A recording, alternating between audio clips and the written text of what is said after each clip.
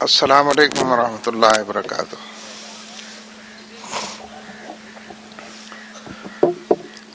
الحمد للہ نحمده ونستعینه ونستغفره ونؤمن به ونتوکل علیہ ونعوذ باللہ من شرور انفسنا ومن سیئات اعمالنا من يهده الله فلا مضل له ومن يضلله فلا هادي له ونشهد أن لا إله إلا الله وحده لا شريك له ونشهد أن سيدنا ونبينا ومولانا محمدا عبده ورسوله أرسله بالحق بشيرا ونذيرا بين يدي الساعة أما بعد فأعوذ بالله من الشيطان الرجيم بسم الله الرحمن الرحيم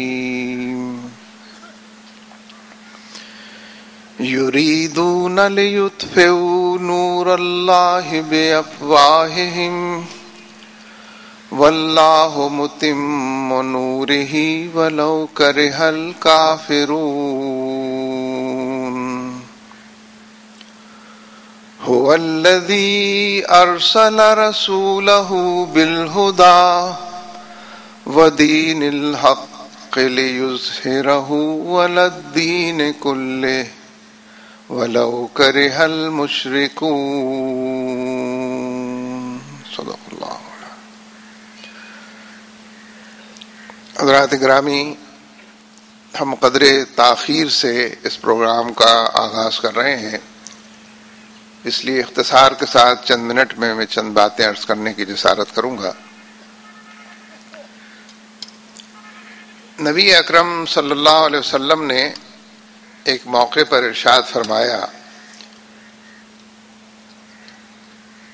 کہ انسان کے جسم میں گوشت کا ایک لوتھڑا ہے،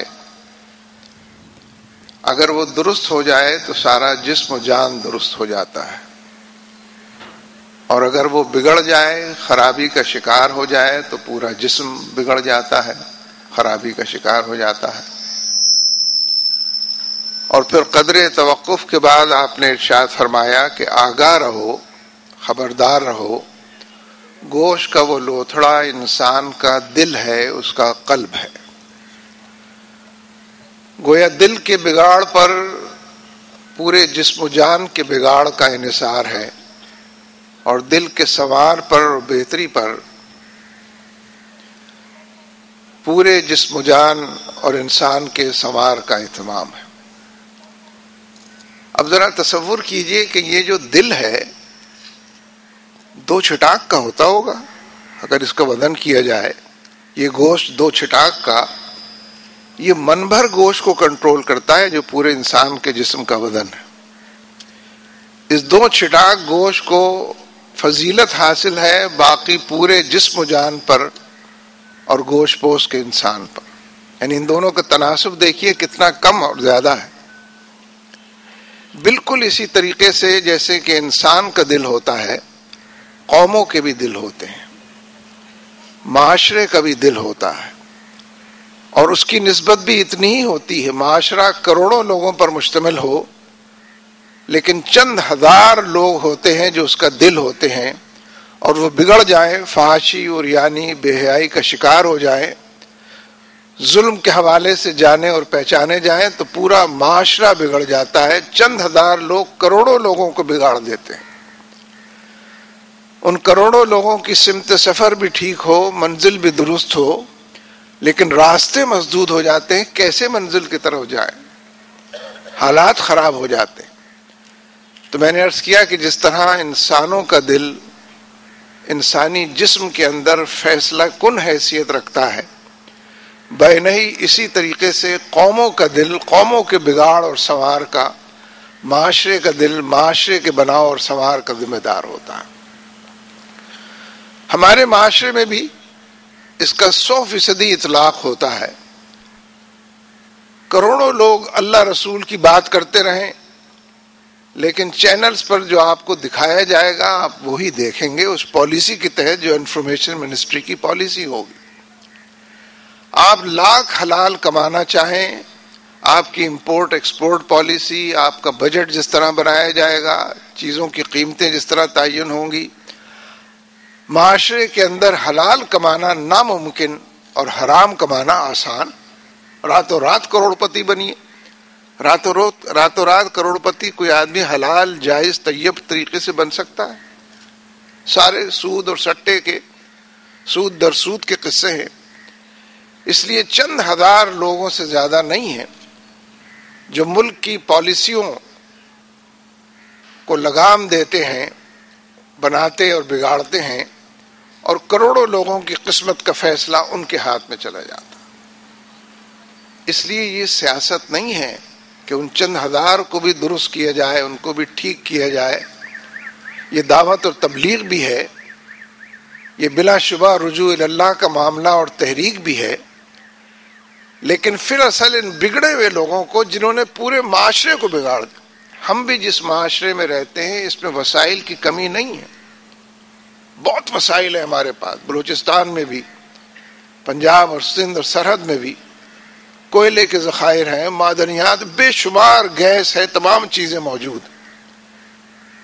لیکن یہ وسائل چند لوگوں کے ہاتھ میں آ گئے. کروڑوں لوگ بھوک سے پریشان ہیں، بے روزگاری سے پریشان ہیں، تعلیم نہ ملنے سے حیران ہیں. کروڑوں لوگ صحت کی، تعلیم کی سہولتیں میسر نہیں، اس حوالے سے انجان ہیں.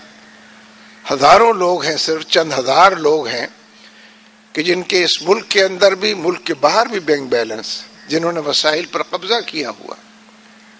اور یہ جو ایک مختصر بات کہہ کے بات ختم کرتا ہوں، یہ جو امریکہ ہزاروں میل دور کا سفر طے کر کے اور نیٹو ہزاروں میل کا سفر طے کر کے افغانستان کے پہاڑوں میں آ گئے ہیں، کس لیے آئے ہیں؟ کہتے تو یہی ہیں کہ القاعدہ کو پکڑنے کے لیے آئے ہیں اور طالبان کو ٹھیک کرنے کے لیے آئے ہیں، لیکن 10-11 سال میں تو ان کی اپنی گد بن گئی ہے، شکست سے دو چار ہو گئے ہیں. یہ اس لیے آئے ہیں کہ اس پورے خطے کے اندر جو وسائل ہیں ان پر قبضہ کریں. سینٹرل ایشیا کی ریاستوں کے پاس جو تیل کے اور گیس کے ذخائر ہیں، افغانستان کے اندر خود جو پہاڑوں میں معدنیات ہیں، چین کے دروازے تک پہنچیں، ایران کی ایسی تیسی کریں، اور پاکستان کو بھی نیوکلیئر پروگرام بھی اس سے چھینیں، اس کا برا بھلا کریں. اور اصل مسئلہ یہ ہے کہ پاکستان میں یہ جو اسلام کی اور جہاد کی اور نظام مصطفیٰ کی اور شریعت کے نفاذ کی جو باتیں ہوتی ہیں، اس سے عوام کو نجات دلائیں اور دور کر دیں. ان تمام وسائل پر قبضہ کرنے کے لیے غیر ملکی لوگ یہاں تک پہنچے. اس لیے حقیقت یہ ہے کہ نبی اکرم صلی اللہ علیہ وسلم کے ارشاد گرامی کی روشنی میں ایک بڑی جد و جہد ہے جو ہم سب کی منتظر ہے، ایک بڑی کشمکش ہے کہ جو ہمارا انتظار کر رہی ہے. اللہ کے راستے میں اٹھنا، پیروں کو غبار آلود کرنا، جان ہتھیلی پر لے کر نکلنا، بآواز بلند پکار دینا کہ یہ بندہ دو عالم سے خفا تیرے لیے ہے. کام تو سارا اس کی رضا کے لیے کرنا چاہیے. فائدہ اس میں دنیا کا بھی ہے، فائدہ اس میں جسم و جان کا بھی ہے، لیکن اصل فائدہ تو اللہ کی رضا اور خوشنودی، اسی کا حصول ہے. اور اسی کے راستے پر اطاعت اور فرما برداری کے راستے پر چلنا جو ہے وہی منزل تک لے جانے کا راستہ ہے. الحمدللہ پوری مسلم دنیا کے اندر ایک بیداری کی لہر ہے. بیداری کسے کہتے ہیں؟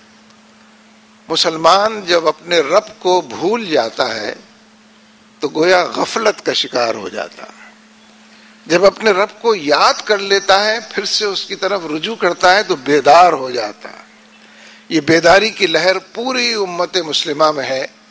جتنے امریکہ کے گماشتے اور امریکہ پر کے اثر انداز ہونے کے نتیجے میں راستے چاروں طرف بنے ہوئے ہیں، بیداری کی اس لہر نے، یعنی قال اللہ اور قال رسول نے، ممبر و محراب سے یہ صدا بلند ہو رہی ہے، گنبد و مینار سے یہ آواز نکل رہی ہے، اور ہر طرف لوگ میدان کے اندر جہاد کے لیے اور دعوت اللہ کے لیے نکلے ہوئے ہیں، اس بیداری کی لہر نے ذہنوں کو تبدیل کیا ہے، سوچ کے زاویوں کو تبدیل کیا ہے، نقطہ نظر، زاویہ ہائے نگاہ کو، زندگی، اس کی ترجیحات کو.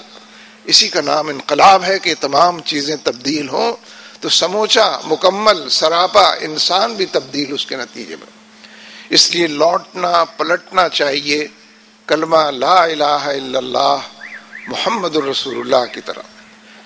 لقد کان لکم فی رسول اللہ اسوۃ حسنہ، آپ ہی کے اسوے کی پیروی کی جائے، آپ ہی کی سنتوں کو اپنایا جائے، آپ ہی کی شریعت کو لے کر اٹھا جائے، اور آپ جس جد و جہد اور کشمکش کو ہمارے درمیان چھوڑ گئے ہیں اس جد و جہد کا خوگر بنا جائے. اللہ تبارک و تعالی ہم سب کا حامی و ناصر ہو. اقول قولی ھذا استغفر اللہ لی ولکم ولسائر المؤمنین وآخر دعوانا ان الحمد للہ رب العالمین.